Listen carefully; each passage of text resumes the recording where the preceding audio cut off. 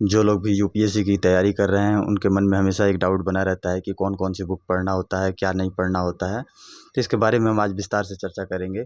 और मैं आज बात करूंगा रवि कुमार सिहाग सर, जो कि 2022 में जो ऑल इंडिया रैंक 70 अचीव किए थे, उनके बारे में बात करेंगे। उन्होंने कुछ बुक लिस्ट को सजेस्ट किया है जिसके बारे में आज हम डिटेल में आपसे बात करेंगे। तो सबसे पहले बात करते हैं, उन्होंने हिस्ट्री के बारे में बताया था कि 6 से लेकर के 12 तक की एनसीईआरटी उन्होंने ओल्ड एनसीईआरटी को किया था। साथ ही साथ उन्होंने मॉडर्न इंडिया के लिए जो है स्पेक्ट्रम को फॉलो किया था। और मेंस के लिए उन्होंने बिपिन चंद्रा को फॉलो किया था। स्पेक्ट्रम को प्रीलिम्स पॉइंट ऑफ व्यू से देखा जा सकता है और बिपिन चंद्रा को जो है मेंस पॉइंट ऑफ व्यू से देखा जा सकता है।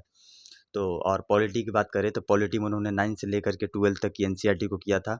साथ ही साथ उन्होंने एम लक्ष्मीकांत, अक्सर सबको पता होता है कि यूपीएससी की तैयारी में पॉलिटी के लिए खासकर एम लक्ष्मीकांत, जिसको कुरान कहा जाता है, तो एम लक्ष्मीकांत को उन्होंने फॉलो किया था। साथ ही इसके करंट पार्ट के लिए पीटी 365 जो विजन आईएएस की मैगजीन होती है, उसको इन्होंने फॉलो किया था।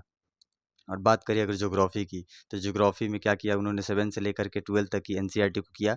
साथ ही यूट्यूब लेक्चर को उन्होंने फॉलो किया था। यूट्यूब लेक्चर में उन्होंने मुन्नाल पटेल सर की वीडियो को फॉलो किया था। साथ ही साथ उन्होंने इकोनॉमिक्स की बात करें, अगर इकोनॉमिक्स में उन्होंने यूट्यूब लेक्चर का सहारा लिया था।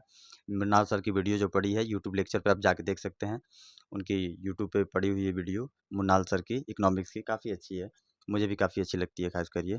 और बात करें साइंस टेक की बात करें, तो साइंस टेक में उन्होंने क्या किया, only NCERT, sorry, only current part को उन्होंने साइंस टेक में देखा था, जो कि पीटी 365 और इनसाइड से कुछ पार्ट इससे कुछ पार्ट इससे, दोनों को उन्होंने कंबाइंड करके अपना साइंस टेक को कंप्लीट किया था।